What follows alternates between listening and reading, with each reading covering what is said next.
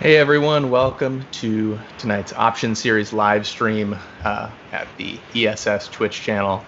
Thanks for tuning in. We've got a really awesome performance for you tonight and a great discussion afterwards. We've got Molly Jones here and Angel Dawid here in our little video conference here. They're going to present a set of music that they recorded last week, and then we'll talk about their work after the video.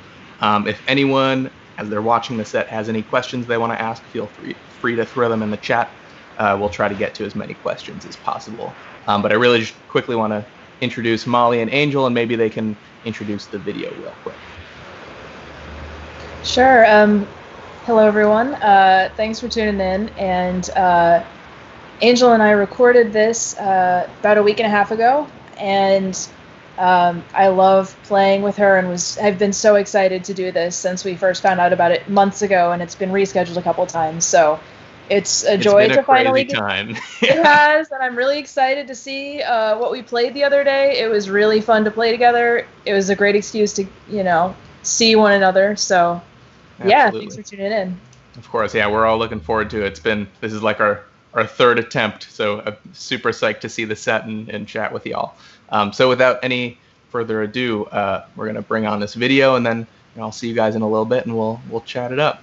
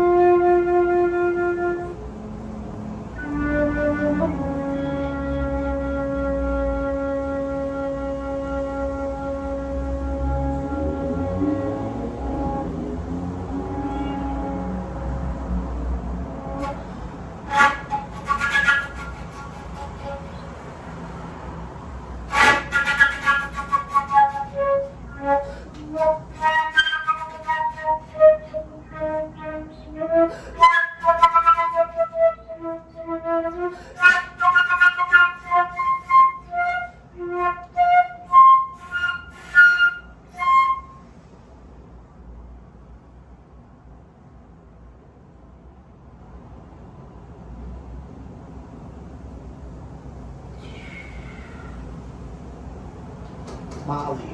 Angel. That piece is incredible! Welcome back to planet Earth, yo. Molly, oh my gosh. Angel. Molly. Angel. What?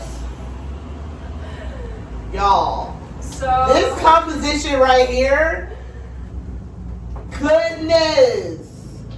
So, Wow. by way of some small explanation, each of us has a stack of 6 index cards, and we each have the same 6 instructions, one on each, but they've been arranged in a different order. So, So fun. yeah. Thank you. Thank you, Molly. I love your work. I love your work. Thank you for always inviting me to play your music. It's incredible. I love when you What a play. ride. I love when you play What my a music. ride. Do you want to do, let me see here. Do you want to do like a short, just open? Just open, yeah. Just open? Let's Yeah. do it. Mhm. Let's do it. Whew, that was great. Love that.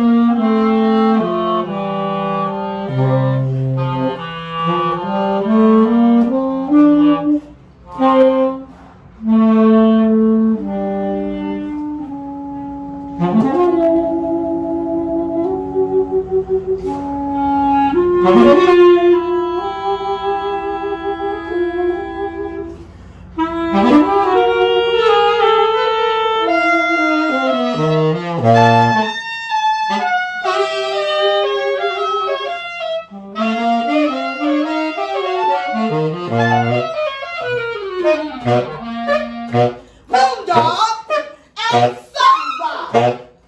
Moondog and Sunrise. Moondog and Sunrise.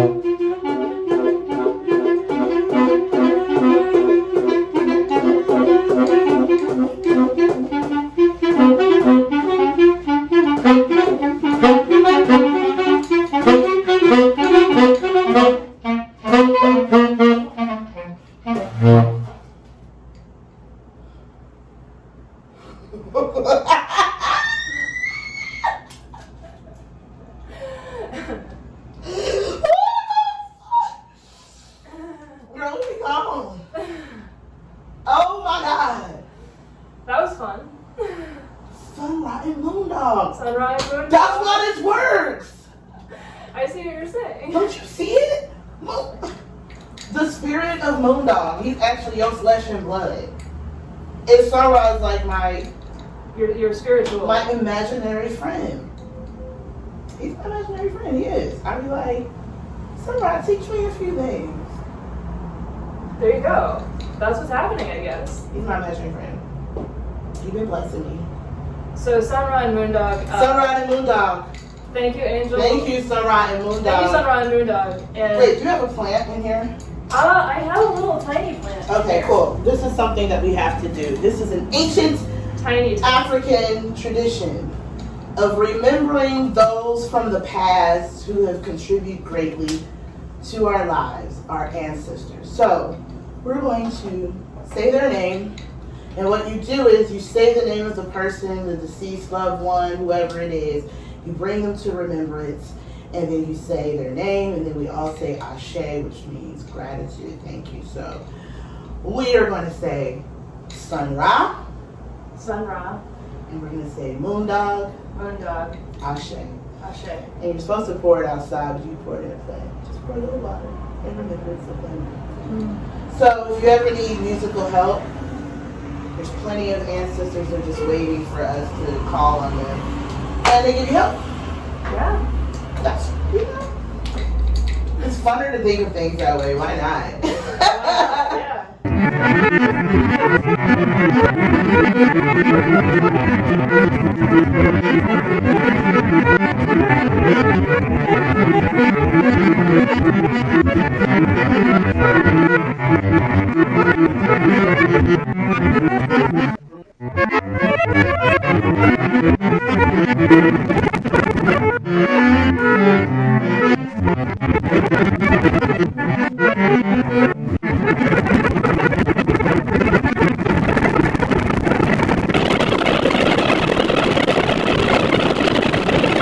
spin off into all the endless cycle of things that you say in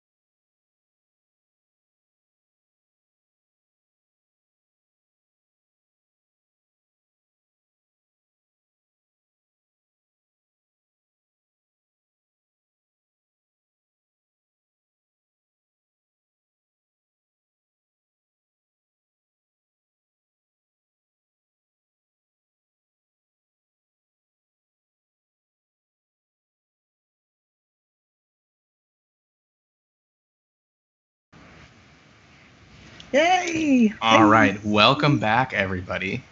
Angel, Hello. Molly, that was terrific. Thank you so much for broadcasting that performance with us. It was a really special thing to watch for me, and I think everyone else out there probably agrees. I wanted to maybe start out by asking about that first piece. I know that there was some composed fragments there that you guys were working through, some note cards it looked like, and I know you described a little bit about them in the video. But if you could maybe start out just talking about that piece, the note cards, and how that material was organized for you and how you kind of approached it. Sure. So I have the note cards here. Basically, I made 2 different stacks of 6 note cards, and none of them have like notated music or sound on them. They just have sort of vague descriptions. Like the first one that I gave to Angel says, as sparse as possible, with the idea being you would play a sound every 10 to 20 seconds. The next one says, establish a pattern. So they're sort of vague instructions, and we did not rehearse it before that recording. We kind of each just plopped the stack down in front of us and played it and said, turn to the next card at your own pace. So that's what happened with that. And I'm curious, Angel, what it was like having not seen that or thought about it much playing it. Oh, I absolutely had a ball. I loved it. That's one of the reasons why I really like to play with Molly, because she's an amazing composer. I love the way that she thinks outside of the box of what composition can be, and it's always going to be something interesting and different, and the results are always amazing. So I really enjoyed this piece, and I've played some pieces of hers in the past. And I like the way that there's plenty of room for the improvisation, but it's also cool to see what happens when you have some instructions too. So I really enjoyed it. Yeah, that was fantastic. Was the sequence of the cards set beforehand? Was that a determined sequence? Yeah, so we each had the same 6 instructions, but in a slightly different order. And I did set that ahead of time. But I mean, with the idea that if we want to play it again, we can maybe each shuffle up the cards. Absolutely. Or we could, it provides a lot of flexibility, I think. Yeah. It was so effective, I think, in kind of creating those spaces for the improvisation, but also kind of keeping, it felt very formal, even though it was very free at the same time. So it felt like very, very well organized. Yeah, well, I also feel like it's one of those compositions that, it could be a 2-minute composition or it could be a 5-hour composition, because you can cycle that thing as long as you want, or you could do it real short, it doesn't have a time limit, which I really liked, and the flexibility, it was fun. Yeah. It's really fun too. I mean, it's really fun. One of the reasons I wanted to structure it that way too is because I like having compositions that aren't fixed length or flexible, but also because, Angel, I feel like when we played before, we were really good at playing pretty. Pretty was we could do pretty. I mean, we both have played classical music in the past. We both kind of have that vibe sometimes, and so I wanted to see if we could make ourselves be in totally different spaces. Mm-hmm.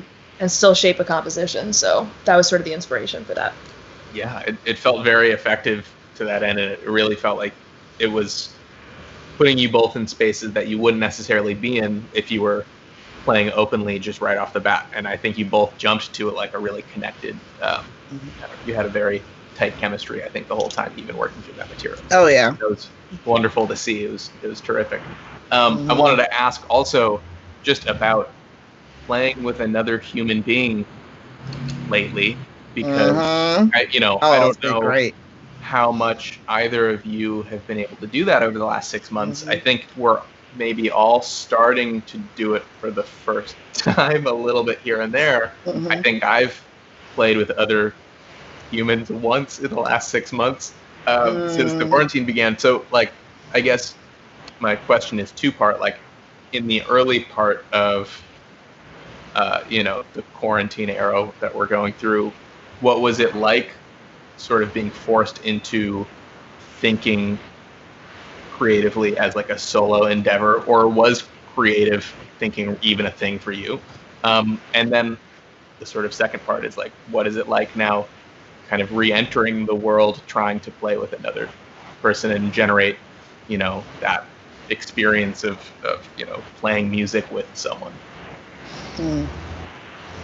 Well, for me, when this whole thing happened, I took it as a sign that it was supposed to be, okay, this isn't the time to perform with people. Like there has to be a time as musicians where, okay, I'm not performing, I'm doing inward stuff. So it was actually really, in a weird way, very good for me, like a reset button, to be alone and playing by myself. And, I actually dove really, like if you're not performing, then what should you be doing? Recording and composing. And so I just like dove like hardcore into that and leveling up on skills so that now when it's time, like, it's a little bit more flexible now. We've kind of figured out a way that we can do this safely. I feel like everyone has leveled up on their music. Like everyone that I've played with so far in the past few months have like leveled up. Like they've been in the house and now they're out and they're like, whoa, we are going hard. So one good thing I think that'll happen out of this is that the music that's going to come out from this era and all these adjustments that we have to, it's going to be a new type of thing, which I'm very excited to see what that looks like and what that sounds like. Yeah, coming back into it, it does feel like there's kind of like an ultra sensitized like thing happening where when you haven't played with other people for so long and then you kind of jump into it, it's like everything is new again. It was something that I experienced watching you two play. That was really special. I also, I guess, wanted to ask about, what it was like, kind of from a creative side, preparing for what performing music is now, right? Like making the preparations to meet together, opening a window to create, air circulation. But then, it was something that what hit me right off the bat was that's then another element, right? So you're living in a city and you open a window. It's not like you're working in a totally dead studio space. There's something else to work with, right? And I think you both you so like wonderfully were able to pick up on that sort of ambient presence there, and it was absolutely part of the performance that I could observe. So I guess I wanted to ask you guys what relearning how to do this is like, kind of. Yeah, I mean, I'm still figuring it out, right? Like, right. Yeah, to your point about opening the windows and sort of we're in a city, like I feel like I've pretty much been on this couch for like most of the last 6 months, and I moved to Chicago like a year and a half ago, and I feel like I'm getting to know the city sonically just through these windows quite a lot, and I feel like I'm aware of my surroundings. Yeah, you're more sensitive, you're right, like to the sounds and then to the potential of seeing people.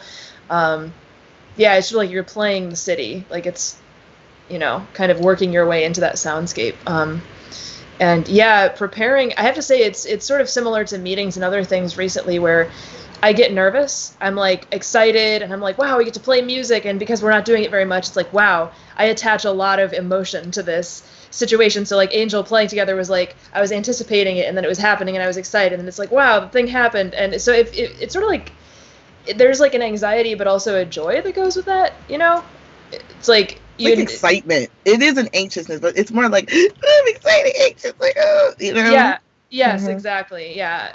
I don't know. I think since the beginning of this, I have musically with like listening too. I've sort of started to enjoy music differently than I used to. Whereas before, I was like, in my mind, it's like, oh, music is part of what I do, so I have to be discerning, or I have to like analyze, or I have to like listen to a whole bunch of different stuff. Now I just listen to like one very simple thing and I'm like, wow, this is powerful. Music is really amazing. Like sort of takes it back to like what music is about in the first place. Absolutely. Yeah, I guess I also wanted to ask how the idea of this duo came together. Have you guys played much previous to this performance? And what was kind of the impetus for getting this particular grouping together? It was Molly. Like, I've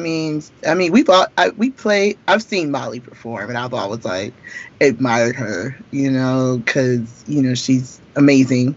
When you see her perform, you're like, wow, the sound that she comes out. So, we are always around, and then she's like, oh, Angel, I got this thing, you want to play together? And I was like, yeah, I would love to, because I think it's something that we always wanted to do. And when she had opportunity, we did a show last year, and she came over and she brought another amazing composition, and I just loved it, and then we performed it, and we are like, oh, this is really cool. So anytime Molly asks me to do something, I'm like, yeah. I'm there, 'cause, yeah. And I'm so grateful that you play any harebrained idea that I ask you to play. So I love your sound. And it's just like, how often do you, like, I don't often play with other woodwind players alone, and that's really a treat. That's a treat.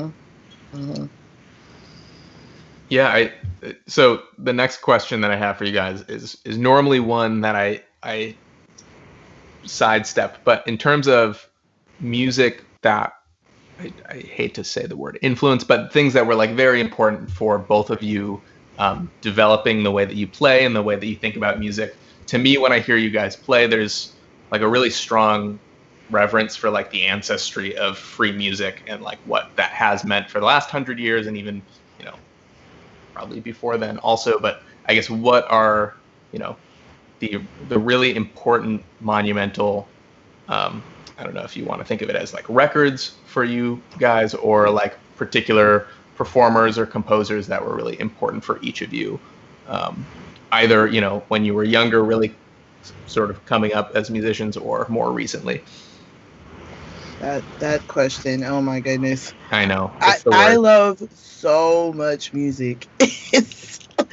I think I spend, like part of my whole practice as a musician is, yes, performance and practice, but listening has been my greatest influence. And so like I listen to a lot of music of all different genres. I never got stuck in a genre. That was a decision I made really young.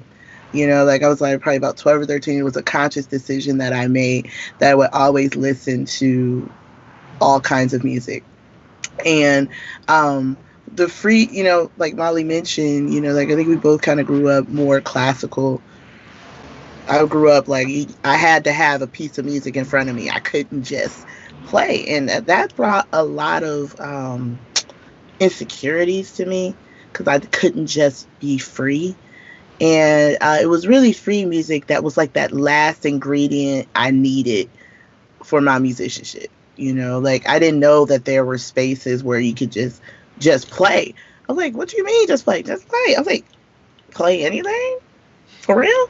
I didn't know that that was possible. And once that added on to like what I already knew, it just popped off. And that the influence of that, of course, like Sunrise, like I mentioned, Moondog too, because Molly just found out she related to Moondog. But like all of those type of musicians like that who were were very free in their creative expression. I mean, the list is ridiculous. How many people, from Albert Island or Annette Coleman, to people at ACM, Henry Threadgill. I mean, the list goes on. Like I have millions, but I try to listen to as much of that as possible, not just from the old, but people who are new doing it, and then even trying to hear what the young people who are under me, what their free expression is, and encouraging that, so yeah, that was the missing ingredient I needed in my life. Because like once I got that little, then everything made sense to me.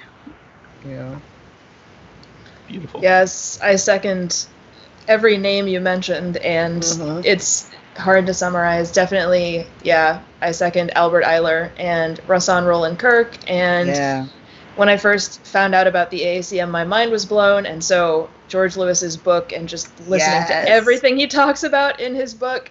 For anyone who doesn't know it, it's called A Power Greater Than Itself, I think. Get it. George Lewis. It's amazing. It's so incredible, good. Yeah. And I also really love, like, two albums that come to mind are Captain Beefheart's Trout Mask Replica and some of the John Zorn albums. I love, like, people who are just like very clearly collaging genres together. In addition to like blending genres, they're like collaging. There's like, Even like we're Frank gonna play. Zappa. You know, like Frank Zappa, like, what is he? He ain't really, he doing all sorts of stuff. Yeah. Yes. Oh, and Baroque music. Yeah. Baroque music, so yeah. Fantastic. In the extended time that we've all had to listen to things or take in new stimulation, whether it's film, music, books, what have been like some of the more recent things that each of you have been getting into, things that have blown your mind lately, like new things in your life? You know what's been really, this is so crazy. You know what? I feel like Bandcamp need to like hit me up because it's really been really cool. Like, I didn't know that Bandcamp had this thing where like if you buy stuff that people can see what you buy, you know, and then they can comment on it, and then you know, people get more money when you do it. So, but I've been digging into Bandcamp because there's a lot of great independent artists out there. With all kinds of new and interesting sounds, and one will lead to another, one will lead to another. So I've discovered so many cool bands, like just so much cool music from every type of genre, and that's something that I didn't have time to do when I was running around. And so what I've kind of made a challenge to do is like every album that I buy, my goal is to make sure I write something on all of them. And so I'm taking my time with it. So like if I'm answering emails or whatever, I'll listen to somebody's whole album. And then what it really does is a really good listening thing, you know, because listening is such a big part. Because I have a tendency to stay like, oh, let me get my records. You know, I love my records, you know, but I'm like, well, what's happening right now? You know, like I still want to stay in the present, and there's a lot of great music out right now. Like a lot. Like if y'all want to know, like just go on my page. I have my Bandcamp page. Y'all can see all the different wonderful artists who are independent that you wouldn't even know. Like some kid who lives in Ontario and he's making beats, and you know, and it's really good. You know, so I like that aspect of and I like that they're doing the Fridays wave fees. That was also a really good incentive too. To buy music again. And one thing that we've kind of lost in this whole era of downloading and streaming is listening to a whole album. You know, like with my phone, everything's all on shuffle. I was like, I used to like really love like listening to a whole album from start to finish, you know, and creating that discipline. So that's been really kind of a cool thing I like about being in isolation. It's just discovering new stuff, and Bandcamp has been great for that. Absolutely. Molly, any recent mind-blowing records, books, movies, anything? You know, to be honest, I admire your efforts there, Angel, because my inclination in the last 6 months has been to dive into stuff I already like. It's like comfort food, musical comfort food. But I have been listening to a couple albums by the Wet Ink Ensemble, New Music Ensemble, and specifically a couple at least one piece they recorded by Kate Soper. Just because I've been really interested in, I write poetry a little bit, and just reading poetry and the sort of the intersections of like electronics, poetry, and music. So yeah, Wet Ink has some really good stuff on their latest album and also on the last one. Fantastic. Before we're done tonight, I do want to get to a couple of these audience questions. So there's one in here just about a technical question. This is from AJ Dehaney. A bit of a technical question for sax players about the overtones, but is there a thing about vocalizing at a next level that works with those overtones? And how does an instrumentalist, how do you use these impossible wayward tones to create such soulful music? I'm going to comment on that really quickly, that I think both of you, Angel explicitly, pulling the horn out of your mouth and singing and vocalizing the way that you do, and also just, when you're playing, how the voice sort of impacts your playing is probably also a very interesting thing to delve into, if either of you have thoughts. Sure. I'm not a vocalist in the way Angel is a vocalist, but I will recount that from college, one of the first things my teachers had me doing was intensely studying the sensations of my own vocal tract, right? different vowels, different shapes, different tongue positions, different throat positions. So from a technical standpoint, I mean, I work on that every day. I work on that with overtones. I do sing overtones. I play multiphonics, all of that. There's a great book. It's for flute, but it's by Robert Dick, and it's basically it's called Advanced Techniques for Sound Development. It's basically like how to develop your tone from a very basic level, but only using like extended techniques. Wow. So a lot of singing along with drones. Yeah, it's a great book. It's specific to flute, but you can kind of translate some of it.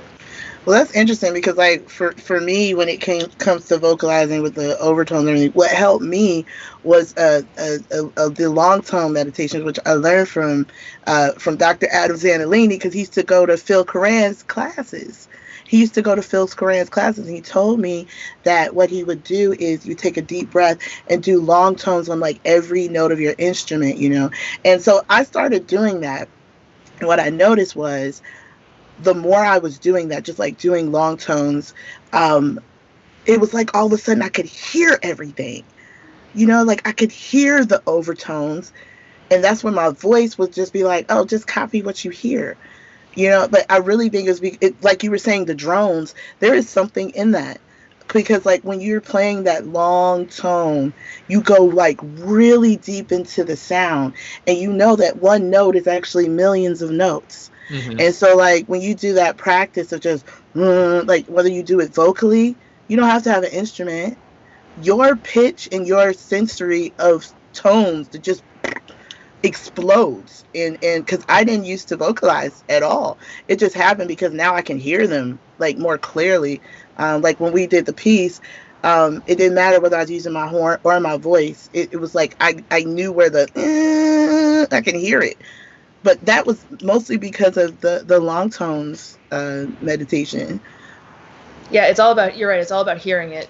Mm-hmm. Learning to hear it as much as learning to do it. Yeah. Mm-hmm. Wow.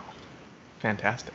I'm a string player, so I have no idea what any of this stuff how to connect my instrument physically. This is crazy. I mean, you can hum, just go, ooh. That's true. And then you hear all this stuff in between. There you go. We used to just do that, take a deep breath. And I even do it in performances. I do it with whole crowds of people. You know, like we have like a whole crowd of people and we all do a tone. Woo! That's a beautiful thing. Yeah. Mm-hmm. I love that. Yeah.